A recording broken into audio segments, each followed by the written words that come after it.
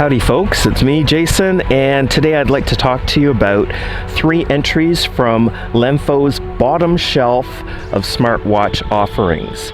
They are the Lemfo S20, the Lemfo LF26, and the Lemfo DT79. All of these smartwatches come in at less than $50. The S20 is $25, the DT79 is $40, and the LF26 is $35. So, let's take a look. The DT79 came in a lovely box, and the orange color is really fantastic. The hardware buttons are very nice. They have a nice solid clicky sound, mechanical, and the English manual is actually written in English. The DT79 also came with an extra strap, which was unexpected. I felt the S20 strap was a little bit thin for the weight of the watch it needs to support, and the strap has a very strange attaching system I haven't seen before, where you have to tuck the end of the strap back inside under your wrist once it passes through the loop, whereas the other 2 watches had more conventional watch clasps at the end. The LF26's strap looks like leather in the photographs, but in real life it does not look like leather at all. Now let's talk about the displays. The 79 and the 26 both have fairly bright, reasonable displays. You can read them outdoors in daylight. The S20's display is about half as bright as the other 2 watches, and in sunlight I would say it is completely unreadable. There's also another problem with the S20 display. It is not as large as it appears. The S20 is actually a square that's been cut to fit inside a circular watch face. Let's take a look at some of the watch faces that are built into the watches. The DT79,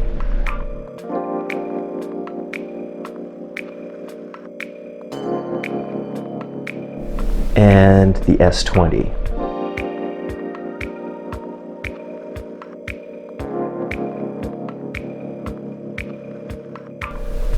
The LF26,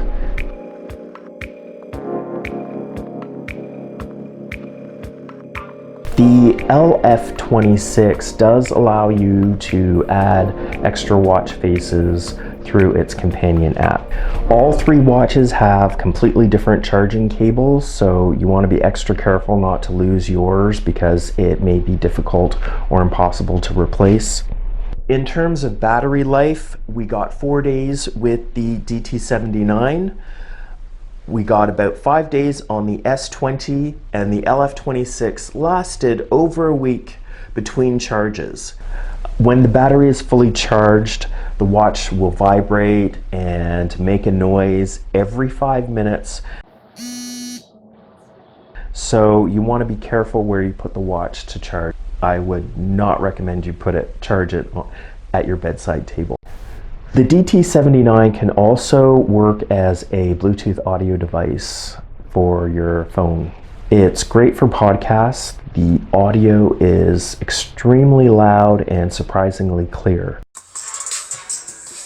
All right, what's going on, everybody? Welcome back to another episode of the Waveform Podcast. We're your hosts. I'm Marquez Brownlee. And I'm Andrew Banganelli. And today we're just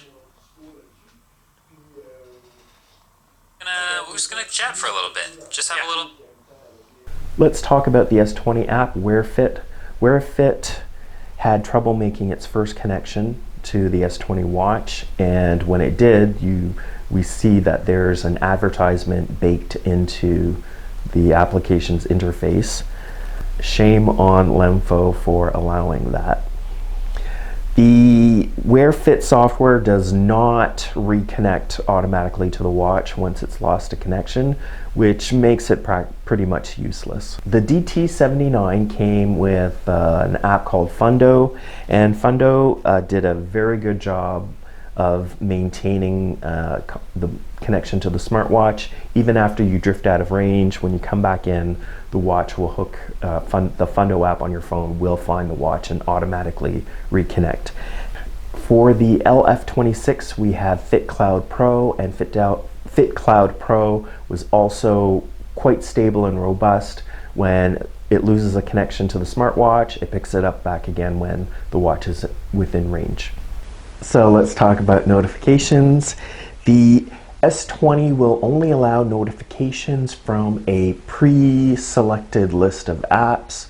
So if you wanted to receive notifications from an app that's not on this list, you'll be out of luck. And also, I had a hard time keeping the S20 synchronized with my phone. The LF26 has a strong vibration. Accessing your past notifications is just a swipe away. But like the S20, you can only receive notifications from a certain predetermined list of apps. The DT79 has a very weak vibration, but a rather cheerful notification sound. You can receive notifications from any of the apps that are on your smartphone. However, once you've looked at a notification, it disappears forever. The watch doesn't keep any kind of archive of past notifications. The health monitoring sensors. The S20 and the DT79 both experienced sensor failures out of the box.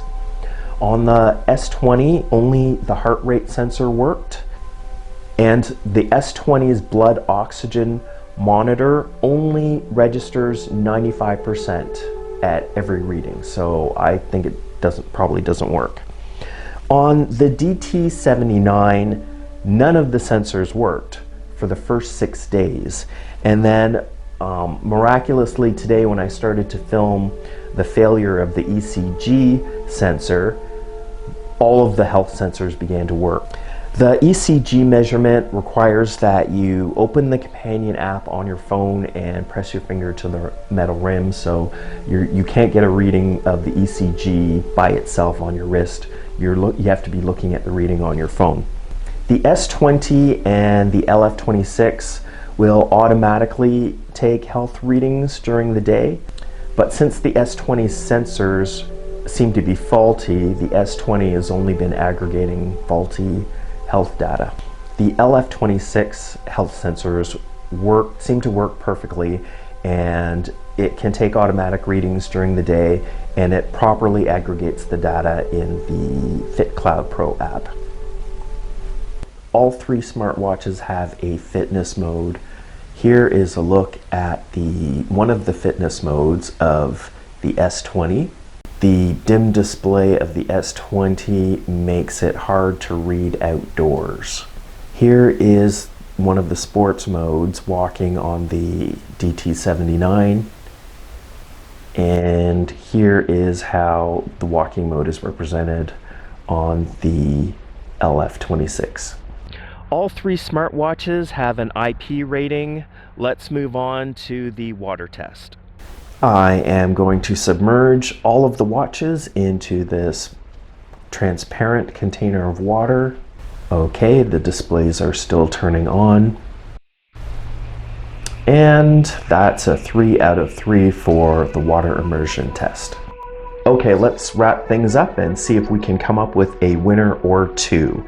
The DT79 and the LF26 are both worthy of consideration. If being able to receive notifications from any app on your phone is more important, you're going to go with the DT79. And if health tracking is more important to you, you will go with the LF26. The S20 is out of the game due to its tiny, dim screen and its terrible, no good companion software. I hope you can find a smartwatch that is within your budget and suits your needs. If you don't, let's continue on the journey together. I'm Jason, thank you for watching, and please do subscribe.